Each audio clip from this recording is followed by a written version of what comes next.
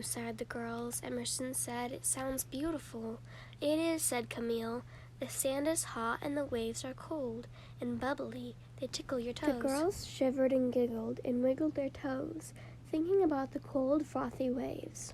"The water smells salty and fishy," Camille continued. "Sometimes, if you see turtles or crabs or seagulls, if you're really lucky, you can see other sea creatures like dolphins and whales swooping up and then diving back into the water, kersh, splash." All the girls were quiet, imagining the ocean and sea creatures Camille described.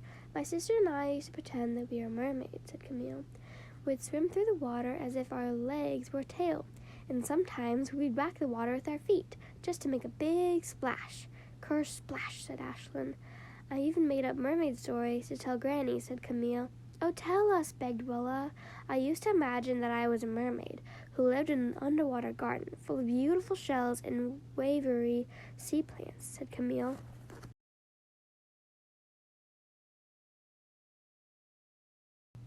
"The water was bubbly and shiny.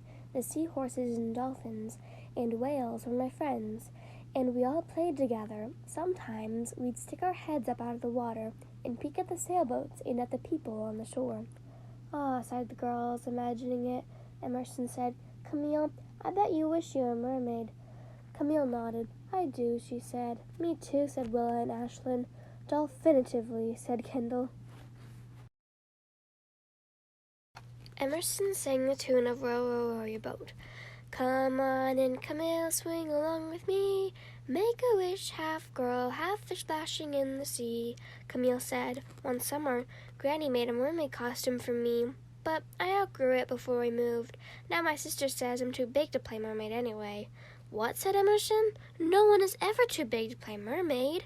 "Dolphinitively not," agreed Kendall. "Probably your sister was just being crabby," said Willa. "She didn't say it to set you on purpose," said Ashlyn. Camille knew that her friends were trying to cheer her up with their silly puns. "It's okay," she said. "I couldn't play mermaid anymore even if I did have a mermaid tail. Mermaids can't live on dry land, and the ocean can't fit in Aunt Miranda's garden."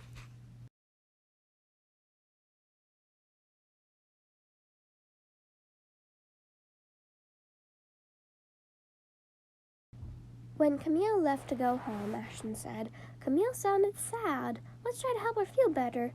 What can we do?" The girls thought for a moment. Suddenly, Willa looked up, grinning. "Guess what?" she said. "I have a whale of a plan."